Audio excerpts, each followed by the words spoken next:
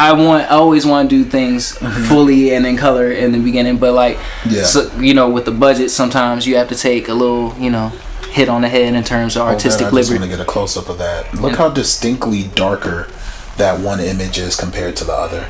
I mean, this one took a couple washes, so like, you know, this one's gonna be a lot lighter, but yeah, it's still darker. That. I mean, all right. So you do have the contrast yellow, but it's the darker image. That's the standout. Sure. Vicious. And then on the front. Okay.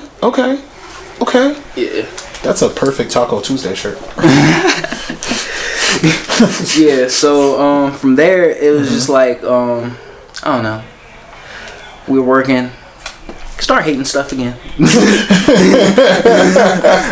And it's just like, so do you guys wait for the hate to come to like recreate the images or the directions, or how does that work? Nah, it's already embedded. Like when we started the brand, we designed so many clothes that they're not out of reach in terms of like what we can do, but like just in terms of budget at the time, they were out of reach. But like, you know, like from the beginning, we designed everything, like belts, just like out of the optimistic spirit of starting something like in the beginning. So like we're designing belts, polos, hoodies, half zips, tack vests, everything. So like I don't know, like the hate, it's always there, but it's like how can you explain it? Tough love. It's not necessarily like hate. It's just like you're doing well, but I want you to be better.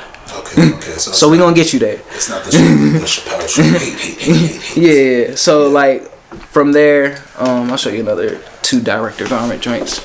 All right. So going back to director garment, we did a couple more tees. So like want to do like a little, like, you know, like Mickey Mouse and like the older cartoons, they have a certain style and touch to them. So Taurus came up with like the lone wolf concept, and then like I took that and then I came up with this tee. So like I came up with like a little neon light type situation. This is American Apparel blank, and then had Coco on the back.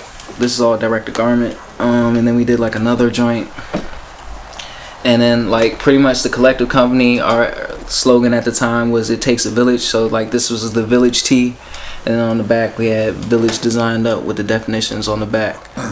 And then we went out VA. We shot these. Why VA? Just finding locations. We wanted to find interesting locations. The whole like maybe first year and a half of like collective, we shot it at Costco Park, like where they have like the graffiti wall near the skate park. And like we just out there with the iPhone pulling random people that was willing like to shoot with us. Shout out like KM, George, Aya, Leash, everybody that helps us with the brand. So like shot that. You know, we at this point we really like were on the do things ourselves thing. So that way we could learn different aspects of the brand. You of course do for self so we can cut costs, but as well as like when we do bring people in, we know what to instruct them to do, you know what I'm saying? So like if we bring a photographer in, we know how we want it to be shot, we know what angles that we would like to get, different things like that. But like of course just doing it at the time, it's just like we just try and get it done. Those things you may not realize at the time, but like we always say do it yourself. Just do it yourself. So another step in doing it yourself, after hating things for a little bit, we got a vinyl cutter, and vinyl's an interesting medium. It is. Yes, very interesting. Yeah. A lot of give and take with that too. It's like the normal format that I'm familiar with vinyl is like letters for like sports jerseys, that type of thing. So like when we had the vinyl cutter, I didn't know like, hey, you have to break down everything layer by layer. So like this green in the background is just one layer. Yeah. This yellow is a separate layer. This white CO is a separate layer. This pink is a separate layer. This green is a separate layer. This yellow right here in the frog is a separate layer. These 2 pinks, separate layers. And yeah, it's this gray is separate layer. Not necessarily. So like with vinyl, you pay for a roll of the material. So like from there, you just, you know, ration it out how you will. But like for example, like you'll have a sheet of just these exclamation points. But then once you run them through the vinyl through the vinyl cutter, it's all cut. But then you have to individually pick each one out, and then you have to assemble all this together and then press it on the shirt. That sounds like a nightmare. It is. It was a fun time. Like, okay, so like, was there alcohol involved? At this point time, nah. Nah. We keep it natural on this side. So like, we at shout out Ash. We at Ash House. Me and Taurus, Marcus, we try and cut these out individually. Also, these tiny letters have to be cut out of the. So like pretty much like you're not literally cutting out like with scissors. So like you have to get like a little like thing that's like a it's like a tooth scraper, and use that and pull it out. So like doing that individually, of course, is a pain. But like with 3 people, it makes things a little bit easier. How many shirts did you do this for? I couldn't tell you. Because I was like, man, because like it was one is this design. Mm-hmm. We had a gray version of this T-shirt, mm-hmm. and then we had this one as well, flower tee. This one's seen some better times. Mm-hmm. Like another thing with the vinyl that we learned over time. Like for example, this is a American Apparel blank. I believe this is a cotton polyester blend. Mm-hmm. Oh, my fault. It's 100% cotton, but it's like the stretchy kind. Mm-hmm. So like this shrinks over time, especially if you put any kind of heat to it. So like vinyl, it sticks to the fabric, but like as the fabric shrinks, the vinyl is going to shrink with it. Yeah. And when heat is applied to vinyl also shrinks even more. Mm-hmm. So like, you know, that's what I tell everybody to after the Hug Your Friend hoodies I did. When you wash them, air dry. Mm-hmm. Yeah. And that's why we've had a strict policy since day one: dry clean on. Cause like, and or hand wash. Cause like in our personal practices, anything that we like, you don't throw that in the dryer. Yeah. Cause like, I lost. Dryers changed the whole thing. Yeah. It's not the same. Change your mood. Change your day. Yeah, everything's personal. Yeah, even the fun parts. How dare you make me laugh? I hate you. What? I made you laugh. Like.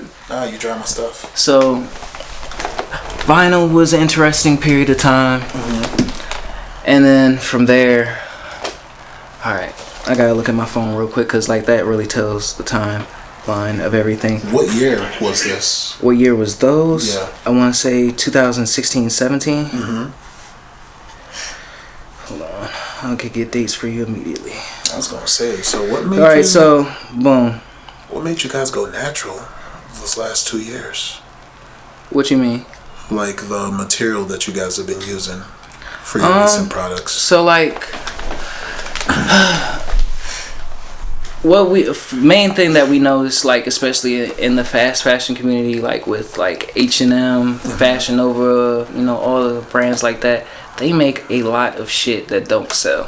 Yeah. So like that's why when you walk into H&M and they got 30 racks sloppily flopped around and everything's $5. Mm-hmm. Like, and then like just for us, like, you know, we have like, you know, we may have leftover inventory and stuff like that, but like we don't want to, you know, contribute to like our slowly declining, you know, cleanliness of, you know, and quality of life in this world that we live in. Mm-hmm. So like from there, and then like there's a lot of interesting techniques that you could do when you do go natural, and like what Juice is referring to like is where we're at now, where we're using like natural dyes.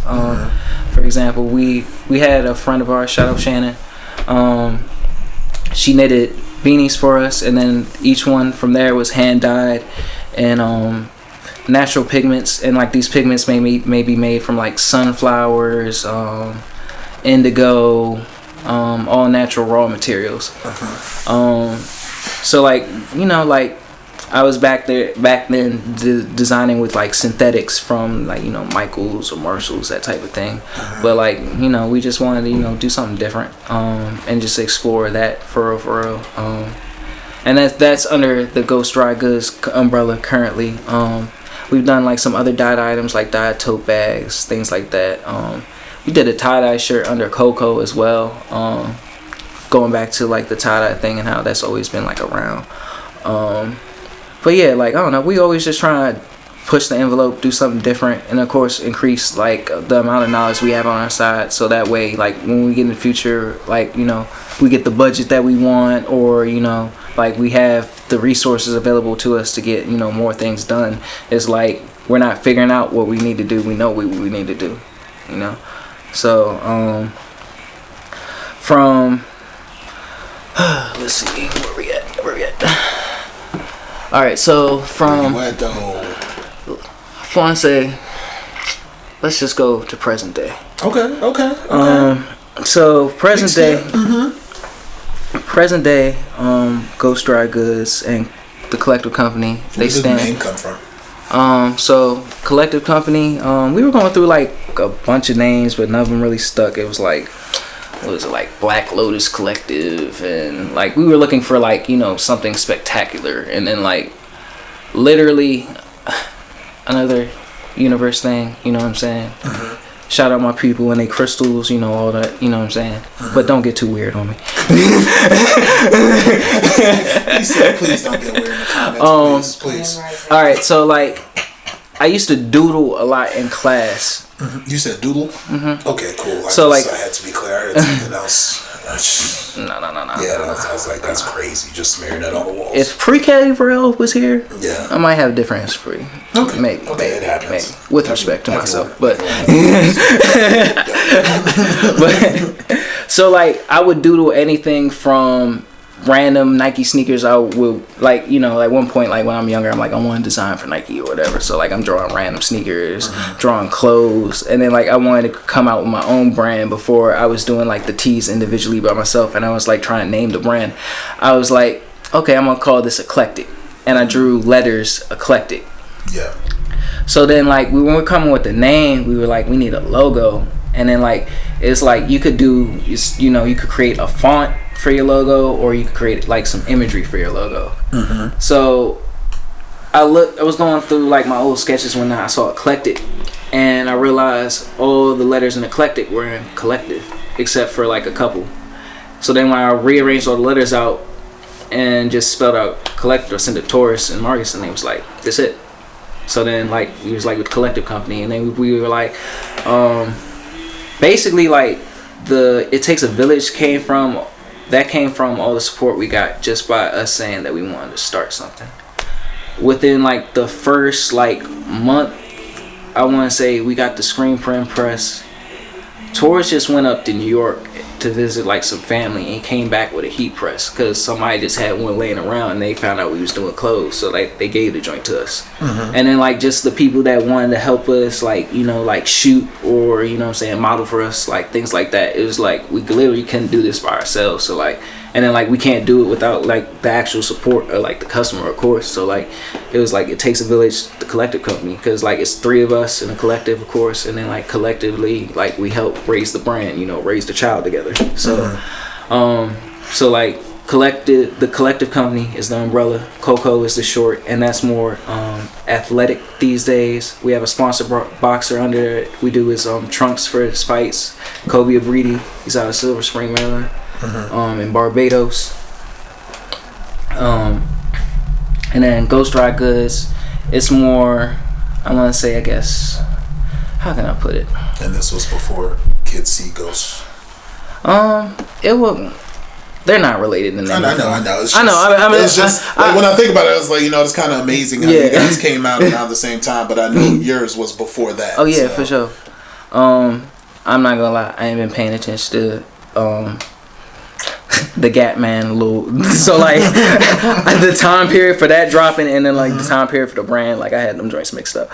But like so like basically we want to make eventually runway fashion, high fashion, like garments under the GhostDryGoods, and it just has like a certain look and aesthetic to it.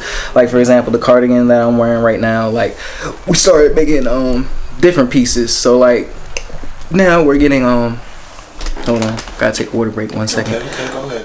Big sip. There you go. Look at him.